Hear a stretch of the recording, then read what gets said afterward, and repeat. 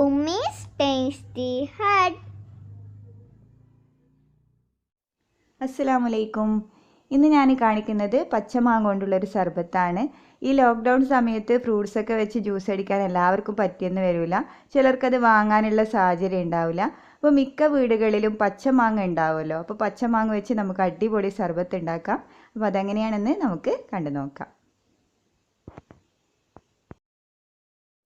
ഇപ്പോൾ പച്ചമാങ്ങ സർബത്ത് ഉണ്ടാക്കാൻ ഞാനിപ്പോൾ ഇവിടെ 3-4 മീഡിയം സൈസിലുള്ള പച്ചമാങ്ങ കട്ട് ചെയ്ത് വെച്ചിട്ടുണ്ട്. കപ്പിൻ്റെ അളവ് പറയുകയാണെങ്കിൽ 2 കപ്പ് നിറച്ചും പച്ചമാങ്ങ ഉണ്ടാവും. ഇതിപ്പം ഞാൻ കുറച്ച് ദിവസം ഫ്രിഡ്ജിൽ വെച്ച മാങ്ങ ആയതുകൊണ്ട് ചെറുതായൊന്ന് വാടിയിട്ടുണ്ട്. അത് കുഴപ്പമൊന്നുമില്ല. പിന്നെ ഞാനിതിൻ്റെ തൊലിയോട് കൂടിയാണ് എടുത്തത്. നല്ല നേരിയ തൊലിയും പിന്നെ അധികം കയ്പ്പൊന്നും ഇല്ലാത്ത തൊലിയാണ്. ചില മാങ്ങയുടെ തൊലി കുറച്ച് കട്ടി കൂടുതലും കയ്പ്പ് രസം ഉണ്ടാവും. അതുപോലത്തെ തൊലിയുള്ള മാങ്ങ തൊലി കളയണം, തൊലി എടുക്കണ്ട. ഇനി നമുക്കിത് കുറച്ച് വെള്ളം ഒഴിച്ചൊന്ന് വേവിച്ചെടുക്കണം. അപ്പം നമുക്ക് വേവിക്കാൻ വേണ്ടി വെക്കാം. ഞാനിപ്പോൾ ഇവിടെ ഒരു ചെമ്പിൽ വേവിക്കാൻ വേണ്ടി വെച്ചിട്ടുണ്ട്. ഇതിലേക്ക് ഏകദേശം ഒരു 1/2 കപ്പ് വെള്ളം ഒഴിച്ച് കൊടുക്കുക. അത്രയും വെള്ളം ഒഴിച്ചാൽ മതി. ഇനി ഇതിൻ്റെ ഒരു പുളിപ്പും ഒരു ചവർപ്പൊക്കെ മാറാൻ ഒരു 3-4 ടേബിൾ സ്പൂൺ പഞ്ചസാര കൂടി ചേർത്ത് കൊടുക്കുക. പിന്നീട് നമുക്ക് ആവശ്യത്തിന് പഞ്ചസാര ചേർത്ത് കൊടുക്കാം സർബത്താക്കുന്ന സമയത്ത്. ഇപ്പോൾ ഇത്രയും ചേർത്താൽ മതി. ഇനി ഇത് അടച്ച് വെച്ച് പച്ചമാങ്ങ ഒന്ന് സോഫ്റ്റ് ആവുന്നത് വരെ വേവിച്ചെടുക്കാം. ഒരു 5-10 മിനിറ്റ് വെച്ച് കൊടുത്താൽ മതി.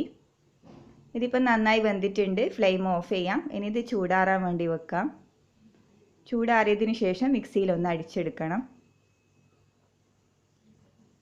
ഇപ്പോൾ പച്ചമാങ്ങ വേവിച്ചത് ചൂടാറിയിട്ടുണ്ട്. ഇനി നമുക്കിത് മിക്സിയുടെ വലിയ ജാറിലേക്ക് ഇട്ട് കൊടുക്കാം.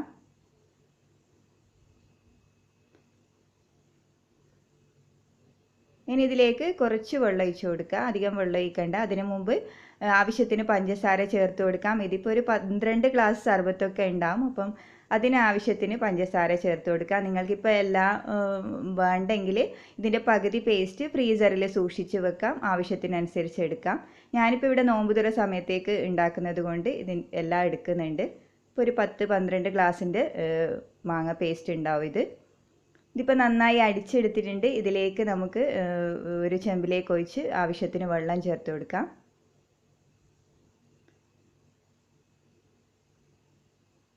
തൊലിയോട് കൂടി എടുത്ത മാങ്ങയായതുകൊണ്ട് നല്ലൊരു കളർ ഉണ്ടാവും. പക്ഷേ കയ്പ്പ് രസമുള്ള തൊലിയാണെങ്കിൽ അത് എടുക്കേണ്ട, എടുത്ത് മാറ്റണം. ഇനി ഇതിലേക്ക് ആവശ്യത്തിന് വെള്ളം ഒഴിച്ച് കുറേശ്ശെയായി വെള്ളം ചേർത്ത് നമുക്ക് നോക്കാം. സർബത്തിൻ്റെ ആ ഒരു കൺസിസ്റ്റൻസിയിൽ എടുക്കാം. ഇതുപോലെ ഒന്ന് മിക്സ് ചെയ്ത് കൊടുക്കാം.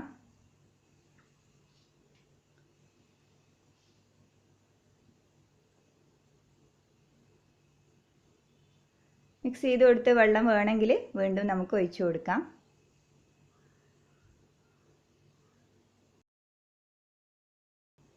ഇനി ഇതിലേക്ക് നമുക്ക് നാരങ്ങ നീര് ചേർത്ത് കൊടുക്കണം. ഒരു ചെറുനാരങ്ങയുടെ നീര് ചേർത്ത് കൊടുക്കണം. ഞാനിപ്പോൾ ഇവിടെ ചെറുനാരങ്ങ നീരില്ലാത്തത് കൊണ്ട് ചെറുനാരങ്ങ സ്ക്വാഷാണ് ചേർത്ത് കൊടുക്കുന്നത്.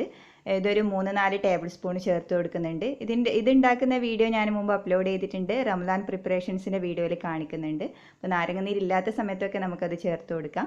നാരങ്ങ നീരാണെങ്കിൽ ഒരു ചെറുനാരങ്ങയുടെ നീര് ചേർത്ത് കൊടുത്താൽ മതി. ഇനി ഇതിലേക്ക് ഞാൻ കസ്കസ് കുതിർത്തതാണ് ചേർത്ത് കൊടുക്കുന്നത്. ഇത് ഒരു 3-4 ടേബിൾ സ്പൂണോ അല്ലെങ്കിൽ അധികമോ ചേർത്ത് കൊടുക്കാം.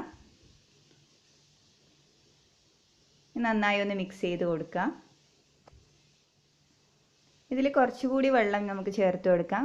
കുറച്ചുകൂടി ഒന്ന് ലൂസ് ആവേണ്ടതുണ്ട്.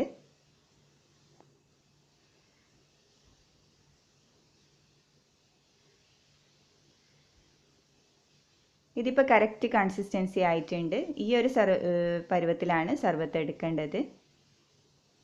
ഇതിപ്പോൾ ഞാൻ പറഞ്ഞല്ലോ ഒരു 12 ഗ്ലാസ് സർബത്തൊക്കെ ഉണ്ട്. അപ്പോൾ നിങ്ങൾക്ക് ഇത്ര വേണ്ടെങ്കിൽ ഇതിൻ്റെ പകുതിയോ അല്ലെങ്കിൽ അതിൻ്റെ കുറച്ചോ എടുക്കാം. അപ്പോൾ മാങ്ങ പേസ്റ്റ് ഫ്രീസറിൽ വെച്ചാൽ മതി. ആവശ്യാനുസരണം എടുത്താൽ മതി. നാരങ്ങ നീരും കസ്കസൊക്കെ അതിനനുസരിച്ച് ചേർത്ത് കൊടുത്താൽ മതി. അപ്പോൾ വീട്ടിൽ പച്ചമാങ്ങ ഉണ്ടെങ്കിൽ ഇതുപോലെ എല്ലാവരും സർബത്ത് ഉണ്ടാക്കി നോക്കുക. അപ്പോൾ നിങ്ങൾക്ക് ഇഷ്ടമായിട്ടുണ്ടെങ്കിൽ കമൻറ്റ് അറിയിക്കാൻ മറക്കരുത്. നല്ലൊരു അടിപൊളി റംസാൻ റെസിപ്പിയുമായി നമുക്ക് വീണ്ടും കാണാം ഇൻഷാ അല്ലാ. Thank you.